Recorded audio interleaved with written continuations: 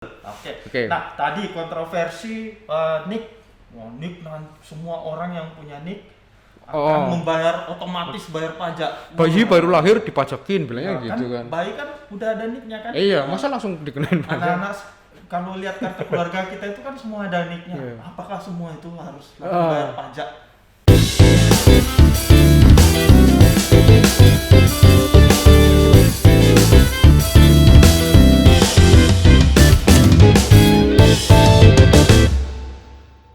Kan pajak, kita kembali lagi di Celoteh 180 podcastnya Kanwil DJP Jawa Tengah 2. Ini, jadi gini ya ininya ya. Setara kita masih setara dengan Fiskus dan wajib pajak. Dan wajib pajak. Setara antara hak dan kewajiban perpajakannya. Ya. Nah, ini ngomong-ngomong kemarin kita absen berapa hari nih nggak rilis ini ya Pak ya? Hampir 2 minggu ya. 2 minggu. Karena ada kesibukan yang nggak bisa kami tinggalkan ya. Kebetulan karena tugas utama sebagai seorang ASN tetap harus dijalankan selain kita mulia sekali. sekali. Nah, kebetulan di sela-sela kami kemarin absen berapa hari ada hal yang cukup luar biasa nih. Wah, ini bukan hanya luar biasa, ini menurut saya sensasional. Sensasional. Cukup fenomenal.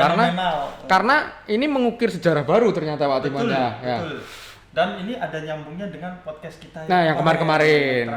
Jadi kemarin kita sudah sempat bahas tentang RUU KUP gitu kan. Ya. Ternyata di tengah pembahasan dengan DPR, RUU KUP itu berubah ya Pak ya? Betul. Berubah menjadi RUU Harmonisasi Peraturan Perpajakan atau biasa disingkat RUU HPP gitu. Ya, betul sekali. Berubah. Kenapa berubah?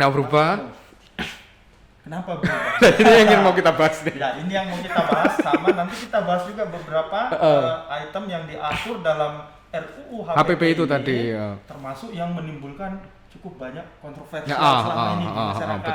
Betul. Jadi memang kemarin RUU KUP itu kan sempat DJP lempar dulu lah ibaratnya cek ombak gitu Pak ya. Betul. Ini karena memang proses pengundangan itu harus melibatkan masyarakat. Betul. Nah, nanti kita lihat ini karena input dari masyarakat banyak masukan ternyata. Betul sekali. Kawan pajak kemarin. Ya, kawan pajak juga. Karena kita kan kemarin udah mengundang kawan pajak siapa yang punya masukan ya. Komen aja gitu kan. Komen gitu kan. Nah, mungkin ada banyak masukan. Nah, akhirnya RUU KUP itu diubah dipoles lagi biar lebih bisa diterima oleh masyarakat seperti itu. Nah, mungkin Pak kita ulangi aja dulu lagi ya. Kalau kemarin kan di RUU KUP itu kan ada beberapa asas ya Pak ya. Kalau di RUU HPP ini masih ada apa enggak Pak yang kemarin tetap itu? Sama. Tetap sama ya. Oke. Jadi kenapa namanya diubah dari RUU KUP menjadi HPP. RUU Harmonisasi Peraturan Perpajakan karena yang pertama itu banyak sekali aturan dalam RUU ini yang tidak hanya ruang lingkupnya di ketentuan umum dan tata cara perpajakan atau KUP. Berarti dia nyebrang ya. Banyak ya. Ini disebut banyak orang bilang ini adalah omnibus law-nya perpajakan. Yes. Omnibus karena tidak hanya mengatur KUP satu undang-undang KUP tapi juga undang-undang PPH. Kena juga ya. Undang-undang PPN. Kemudian ada pajak karbon. Kemudian nanti ada mengubah juga undang-undang cukai. Cerempet juga. Ya. Berarti prediksinya kemarin benar, cuman ini agak diubah dikit gitu ya Pak ya? Betul, jadi namanya lebih disesuaikan. Nah, kalau hanya RUU KUP orang kesannya hanya undang-undang KUP saja. Nah, ternyata tidak. Asasnya masih sama Pak? Masih sama. Yang pertama, sistem perpajakan kita itu harus adil. Harus adil. Kemudian harus sederhana. Nggak jelimet. Betul. Harus efisien. Efisien artinya biaya pemungutan tidak boleh lebih besar dari pajak yang dikumpulkan. Kemudian kepastian hukum. Jadi tidak diharapkan dengan undang-undang ini pelaksanaan hak dan kewajiban pajak masyarakat itu pasti. Nah, itu tuh. Tidak terlalu banyak. Ini maksudnya apa ya? Udah dipajakin lagi. Betul. Gitu, kemudian rancangan undang-undang HPP ini memiliki asas manfaat. Memberikan manfaat kepada masyarakat, terutama ini kepada masyarakat menengah ke bawah. Nanti UKM kita lihat UKM ya. Oke. Terutama UKM nih kawan pajak. Dan terutama undang-undang ini pasti untuk kepentingan nasional. Kepentingan nasional dalam artian pajak sebagai sumber pembiayaan utama APBN. Betul. Dan jangan lupa kan pajak. Sekarang defisit anggaran kita kan sekitar 5,7% ya, 5 sampai 6 Tetapi dengan amanat undang-undang itu harus kembali ke di bawah 3% tahun 2023. Jadi memang kita butuh basis perpajakan yang kuat. Oh iya. Nah, supaya defisit anggaran kita bisa kembali di bawah 3% tahun 2023. Berarti memang ini dibikin sebagai apa ya? Sebagai persiapan untuk mencapai tujuan itu tadi. Nah, kalau masalah tujuan nih Pak, tujuannya sebetulnya apa sih Pak? Kan udah ada undang-undang yang KUP. Kenapa kita harmonisasi semuanya gitu? Nah, ini memang kalau dibilang kebetulan ya, mungkin juga kebetulan ya, karena memang rencana reformasi perpajakan itu sudah ada setelah jauh sebelum adanya COVID. Ya, ketika Mas Wisnu ingat masih normal amnesti pajak. Oh iya. TA tahun 2015 itu ya. 2015 2016. Kemudian di situ undang-undang TA itu mengamanatkan bahwa harus diadakan reformasi perpajakan. Nah, ini pengundangan ini adalah bagian dari amanat itu. Oke. Jadi memang untuk meningkatkan dan mendukung percepatan pemulihan ekonomi. Ya, tadi saya bilang sebelum COVID. Betul. 2023 nanti kita harus kembali ke 3%. Defisit anggaran di bawah 3%, artinya pembiayaan atau pendapatan negara itu benar-benar harus ditingkatkan. Oke. Kemudian ya tentunya mengoptimalkan penerimaan negara. Tentunya dong. Betul. Kemudian tadi seperti asasnya tadi pasti hukum. Nah, mewujudkan sistem perpajakan yang adil dan yaitu berkepastian hukum. Jadi jangan sampai kalau yang dulu tuh kan ada istilah berburu di kebun binatang itu kita libas pakai RU ini. Jangan sampai terulang lagi. Betul. Atau masa sih yang kecil-kecil itu nggak dipajakin padahal dia mungkin bisa ikut berpartisipasi meskipun sedikit gitu kan. Betul. Hanya orang-orang itu aja gitu ya Pak. Mungkin untuk mewujudkan rasa adil itu kali ya. Jadi ibaratnya kalau kita mau bergotong royong ya bareng-bareng. Ini bareng-bareng. Enggak cuma segelintir orang aja. Betul. Gitu kan. Jadi yang mampu mikulnya berat ya dikasih, yang agak berat. Yang mampu mikulnya dikit dikasih yang sedikit juga. Oke, jadi di undang-undang ini juga nanti kita bahas nih kawan pajak ya. Yang santer ada teks amnesti jilid 2. Padahal itu nggak ada itu. Itu menarik tuh. Di undang-undang ini nggak ada itu teks amnesti jilid 2. Nanti adanya adalah program pengungkapan sukarela. Wah, bedanya apa Pak sama teks amnesti ya? Nanti kita bahas. Oke. Ini ya. Oke, berarti memang ada tujuan yang bersinambungan dan berhubungan dengan sebelumnya Pak. Betul. Jadi gini loh kan pajak. Kadang kan orang mindsetnya ini pemerintah karena kurang duit terus bikin undang-undang baru biar biar menutup itu sebenarnya enggak, karena ini sudah lama dibuat dan direncanakan. Betul. Bahkan sejak sebelum adanya pandemi COVID-19.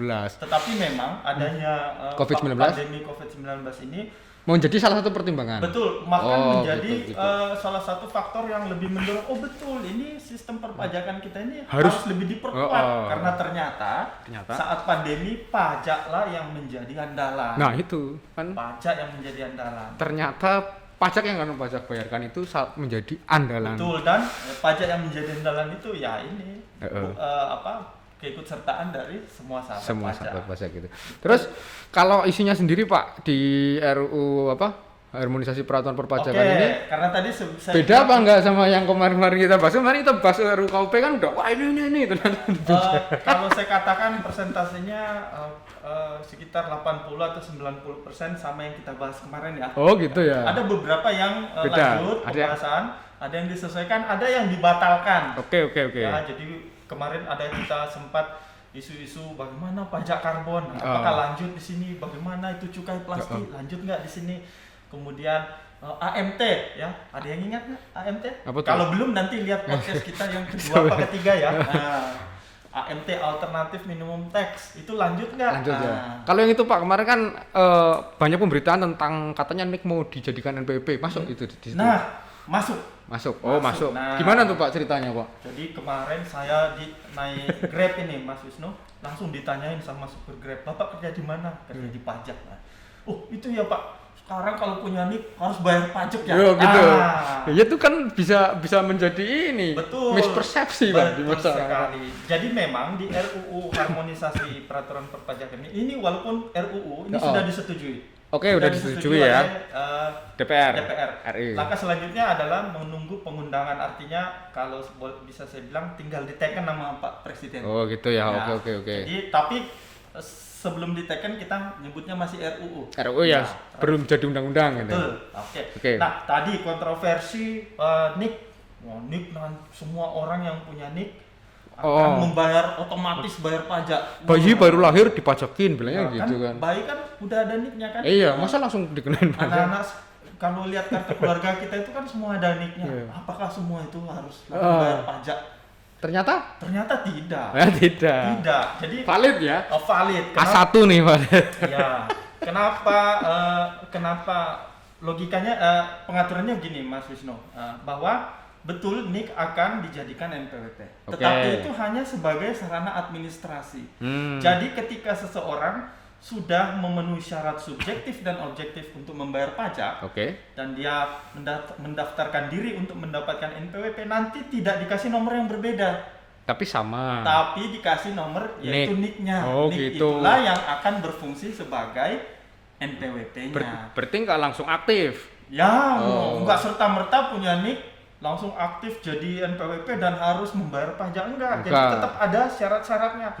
Yang pertama ya tentunya sudah dewasa, ya, umur 18 tahun. Yang kedua, ya dia mendapatkan penghasilannya di atas penghasilan tidak kena pajak. Berarti gini loh, artinya masyarakat tidak perlu khawatir, kan pajak tidak perlu khawatir, dan justru malah menurut saya ini lebih memudahkan karena kita nggak perlu, kalau sekarang kan kita masih harus daftar NPWP ke kantor pajak. Terus harus bawa kartunya itu, jadi dompet kita tambah tebel. Saya saking tebelnya itu sobek, bukan karena isi duit yang banyak, tapi karena kartunya. NPWP lain kartunya, KTP lain, SIM lain. Nah nantinya ini kita harap menjadi langkah awal. Yang pertama NPWP dulu sama NIK yang disatuin ya. Lama-lama nanti mungkin semuanya jadi satu. Kan praktis banget kalau cuma satu gitu. Nomor ya. Jadi itu tidak perlu khawatir. Memudahkan malah ya, lebih simple. Betul. Jadi nggak perlu khawatir saya punya NIK harus bayar pajak kan? Enggak. Harus ada syarat namanya subjektif dan objektif. Kalau punya penghasilan otomatis bayar pajak, belum tentu. Harus melewati namanya PTKP. Soalnya penghasilan tidak kena pajak. Soalnya kan gak lucu juga, misalkan saya punya anak 11 terus lahir harus dipajakin, terus saya harus nanggung anak bayi saya 11 bayar pajak, kan gak gitu juga kan logikanya. Jadi intinya nanti terjawab nih. Betul, mengintegrasi sistem perpajakan dan mempermudah ya, seperti kata Mas Wisnu, mempermudah orang pribadi untuk dapat NPWP kalau dia sudah memenuhi syarat-syaratnya. Terus apa lagi Pak yang ini nih? Nah, kemudian yang diatur lagi ini ada penurunan sanksi ya, penurunan sanksi administrasi ya. Singkat aja Pak, kira-kira gimana? Kemarin kan diatur kalau kurang bayarnya ada sanksi administrasi 50% misalnya yang kurang dibayar. Nah, sekarang itu pakai bunga ya, pakai bunga acuan. Jadi enggak 50%, itu jauh di bawah itu, nanti ada hitungannya. Intinya lebih berpihak kepada wajib pajak. Jadi artinya DJP misalkan ada orang nggak bayar, DJP nggak memberatkan juga dengan bunga yang lebih gede gitu kan ya. Kemarin ada itu bunganya 2% sebulan. Kalau yang itu loh, kalau misalkan orang yang benar-benar melanggar terus penyidikan, terus itu kan bunganya gede banget ya. Ya itu sudah diatur, nanti sanksinya lebih rendah. Jadi intinya RUU ini lebih memberikan kesempatan pada wajib pajaknya. Jadi misalnya walaupun tadi ada indikasi pelanggaran pidana ya, tetapi kalau belum sampai pada tahap SPHP, itu masih bisa nih, saya salah kemarin walaupun sudah diperiksa nih, tapi belum SPHP namanya, belum disampaikan surat pemberitahuan hasil pemeriksaan, dia masih bisa sendiri. Dan sanksinya itu lebih rendah daripada setelah SPHP. Oke, cukup ini sih. Kalau yang kuasa tuh gimana Pak tadi Pak? Kalau kuasa dulu kan ada aturannya bahwa aturan menjadi, misalnya ini saya Mas Wisnu, saya tidak mampu menjalankan hak dan kewajiban perpajakan saya, tapi saya ini wajib pajak, saya nggak mampu, saya ngasih kuasa ke Mas Wisnu, tolong dong menjadi kuasa saya, pakai surat kan. Nah itu dulu syaratnya seabrek-abrek, harus brevet lah, harus inilah, harus itulah, susah. Nah diamanatkan oleh MK waktu itu bahwa undang-undang itu tidak boleh membatasi seseorang dalam mencari mata pencarian. Oke. Dan sehingga diatur dalam undang-undang HPP ini, siapa saja asal punya kompetensi pajak boleh menjadi kuasa wajib pajak. Oke.